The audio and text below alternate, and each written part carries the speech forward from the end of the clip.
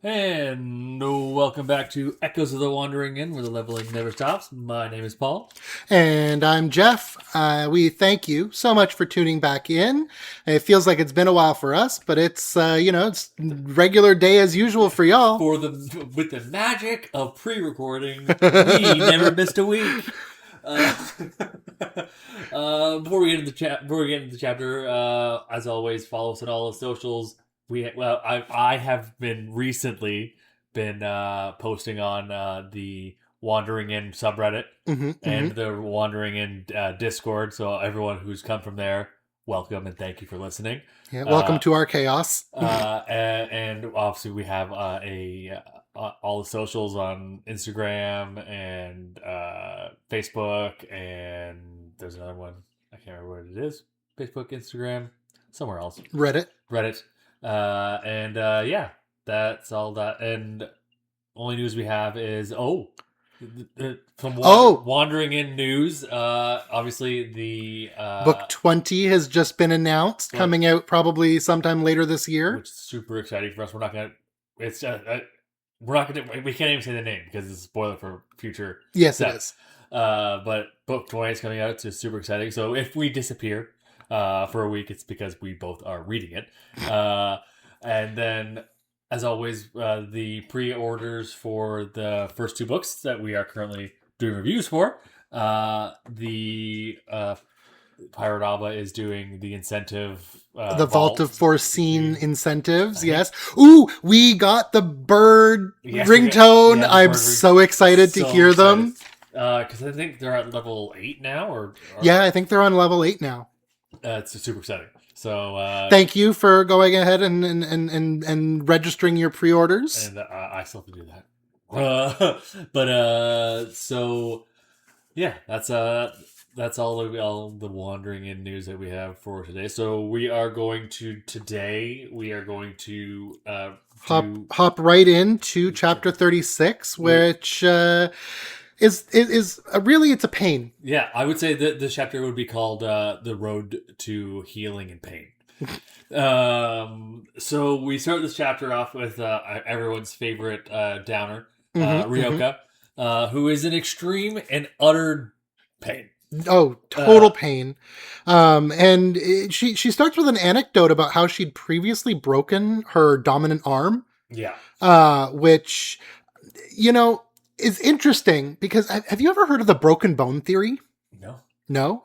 Okay. So the broken bone theory is essentially a concept that says that people who've never broken a bone are spared from physical harm because they're destined to suffer like invisible, internal, or emotional breaks instead. Which, fun fact, I have never broken a bone. So that can tell emotional torture. Yeah, but Ryoka basically is in bed.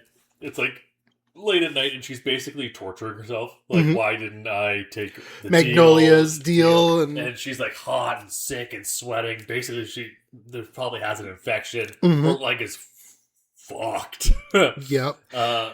And yet again, Ryoka she has such this thing where like she cannot accept help. Yeah, even when it's freely given. Very high strong. Like she even says that she's too high strong, and it's just she boils it down. She doesn't want to be bullied. Yeah, but I mean, when you have people who want to help you, like you still kind of have to like. Sometimes you just have to set aside your ego and accept help. Yeah, but I think in Ryoka's case in this situation, she's sort of I can see her perspective that Magnolia is only going to help her if she gives her basically the ammo to destroy the world. Yeah, right. And Ryoka has, I think, the best line of this chapter. I mean, quite honestly, probably the best line of this book. Flop, flop, floppy goes the legfish. Yeah. So Ryoka is in a state of pain, and then what's her name? Saria comes and like whispers to her. She's like, "It's time to go, Ryoka." And she's like, "Why is she whispering?" "Oh yeah, it's night." Like she's not doing good. Oh yeah. And thank goodness these mages have the numb spell. Yeah, she's magically high. Yo, like totally, like hot in pain and magically high. I mean, I'd want that. Mm-hmm. Like, but it's really she's in a bad situation. Yeah, and it's mentioned that like over the say 2.5 days that it takes to do the wagon ride to Liscor from Selim, that Calruz runs alongside the wagon for for a long part. And throughout that, Ryoka kind of just like is awake for a bit and then is just conked out. And then like she kind of just flip-flops in and out of consciousness and like asks random questions, but like she talks. She says she talks, but she didn't talk. She just talks and eats, and then like they're like she is in a world of pain. A world of pain, and like she's on like magically numbed and like weirded out, and she's like trying to wake up, but she can't. We have them talking about the necromancer, right? And it's like who is this? It's like, oh, who are we going to see? Oh, we're going to see a necromancer. The necromancer. And it's like I thought he was dead. We can't. I'm out of here. And Calruz is just like if you don't want to go, you are banned from the horns of Hammerrod. And it's like, dude, cool your jets just a little bit. Like, thank goodness for Saria. Like, she constantly, I feel, is just like talking him down or like smoothing out the rough edges. Calruz as a character is not that he's very headstrong. He's headstrong. There you go. He also smells bad. Apparently. Oh, well, I mean, that's only because he was running for like 2 days straight. But like, it is. I have my note here. It says like, and now he's in the wagon and stanks. And then like, Saria is like telling about Pisces. Obviously, we know it's Pisces now. Of course. And that like he's really good, but he's also a dick. That's like the perfect description of Pisces. Oh yeah, yeah. But Pisces is a fucking prick sometimes. Sometimes, most times. I think it's like a default setting. His default setting is pretentious jackass.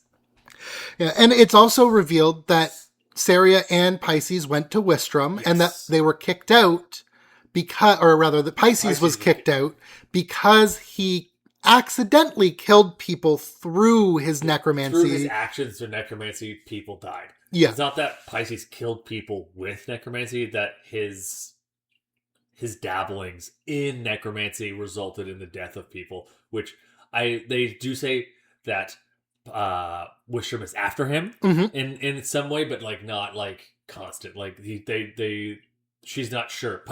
Saria isn't sure. Yeah. And we get a pretty deep conversation. I hope we can hear that. You can hear me.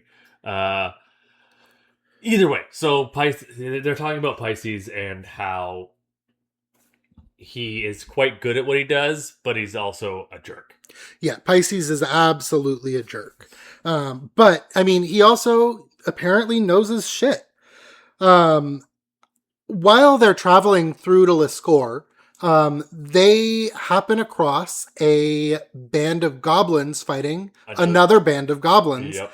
And obviously through reading it, like, you know this is Rags. Yeah. I put in my notes, I think this is the first time that we see a POV that we know we've seen from, and we're watching from a POV that doesn't know that POV. Yeah.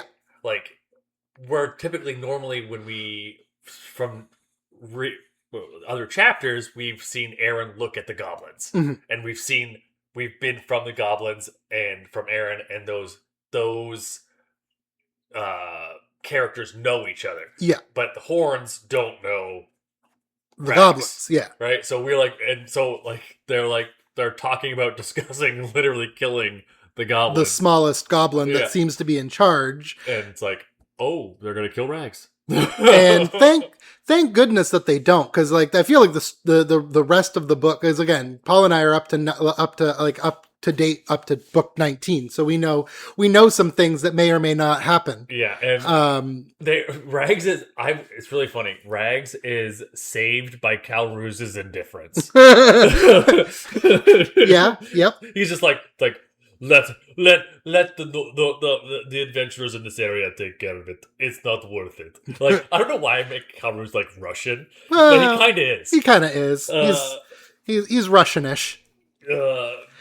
But next thing you know, Ryoka and the Horns of Hammerod arrive at the inn, and I find it very interesting because Pisces is outside waiting for them to arrive, and when the Horns get out of the trailer, it is mentioned specifically that they get out and seem to be standing in some sort of a formation protecting Ryoka from Pisces, even though they've brought her there specifically to see him. And they don't specifically say it, but it's obviously because he's the necromancer. Obviously. Like, it's this world was scarred by Ozkarash so much, and Pyrodom is so good at telling a story without actually telling you. Because, like, they're protecting her because necromancy is not illegal, but feared. Absolutely feared. And they discuss how Ozkarash was killed. Like, that he is dead. Like, he's definitely dead. He was ripped in half and set on fire. By Zell Shivertail. And it's also really funny because it's interesting to see it in this way, where some people believe or don't know that Ozkarash is dead. Yeah. And it's like, he's dead. He's dead. Yeah, Ozkarash is totally dead. Absolutely. And, yeah, totally. He's fully fucking dead. He got burned alive. So we get the interaction between Pisces, and they go back. Oh, the haggle. It's so funny. Saria's just like, we'll give you 20 gold. And Pisces is like, you just said to me that no healer is able to do what you have asked me to do. It's 60. It's 30. 50. 25. 30. 40. And so they end up on 40 gold pieces, which is not an insignificant amount of money, especially for a silver ranked team. Yeah, like, I mean, that's like retirement money for like the average Joe. Probably not for a mage who probably should buy books for insane amount of hundreds and thousands of gold pieces. Yeah. But anyways, literally, Pisces walks up, touches her. It's like 10 seconds later. And like, let's do this. And then he literally just points at Ryoka's leg and just done. And Ryoka describes like not liking the sensation of like not being in control of her own body. Yeah. And then it's just fixed. And then Cal Ruse and I think it's Jerial are like, yeah, what the it was that easy? Saria, how could you not do that? And of course, Cal Ruse is all like, yeah, how dare you not be able to do this incredibly complex bit of magic? The back home in island of Minos, we have great bone healers. They could have done it. And then Ryoka, I would say this is a moment for Ryoka. Yeah. That is significant. Like, she's healed, not totally, because there's still the bone has been corrected, and Saria like checks it and it's fixed, which is Saria and the second in command of the Horns, who I can't. Jerial. Okay, it is Jerial. They both are like, that's a significant, like, there's no one in this world that could do that, even another necromancer. Pisces is incredibly skilled in the human body. Yeah, and it is mentioned, of course, that necromancy in this world is not just about dead bodies, but it is more like about bones, which to me, I feel like the human body. Yeah, well, I feel like necromancy is almost like a misnomer, because it's more like osteomancy. I mean, specifically Pisces, for sure. Specifically Pisces. But anyway, the end of this chapter is 100% just Ryoka being so shocked, overjoyed, and like she has like almost like a self-reflection moment. Oh, where, for sure. Like when they just are talking to her and they say something to her, and her knee-jerk reaction is to be hostile. Yeah, and she's just and Paranava shows that character growth in Ryoka herself, saying, why am I this way? Like, who? When did I become someone who lashes out at every possible moment? And right? Yeah, and like you discussed previous, like just like, why can't I accept help? Why can't I just be grateful? Yeah, and then we really get like the thing that really truly defines the Horns of Hammerod is honor and duty above all. Yeah, which I mean is just such a beautiful concept, and like I love Calruse for that. Yeah, it's like we protect our when someone helps us, we owe them. And we will repay that. And like Ryoka is so appreciative. Like she talks about her Japanese heritage, and like that she would never do that bow, like a deep bow towards prostration, and even though she didn't do it in person, she did it in her head. Yeah, and like she's like, I need to be better. Like, and Ryoka's like, I'm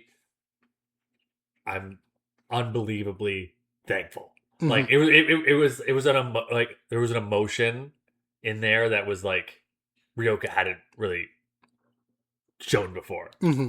And yeah, that it basically ends with Ryoka. I think that they give her the potion to heal her leg, like the skin, and then Ryoka's like, basically, I need to run. Well, that's getting a little bit ahead of ourselves into the next chapter. But at the end, that brings us to the end of chapter number 36 of the book. And that also brings us to the end of this chapter. We've got we have decided we are going to be trying to get trying to keep our chapter reviews under 20 minutes to keep those nice, easy listens for y'all. Yeah. Be sure to pop into our Instagram and socials and let us know what you think about these new shorter episodes. Try to be shorter, and always leave a review on Apple Podcasts, Spotify, 5 stars. I've been talking to people on the Reddit, like we want constructive criticism. We're big boys. Yeah. Now I will also say I'm not an editor. I don't edit. We do not edit this. We hop on, we talk, and that's what goes online. Yep. I have neither the time nor patience to sit down and do a bunch of excessive editing. So you get what happens to come out of our mouths. You just get it raw.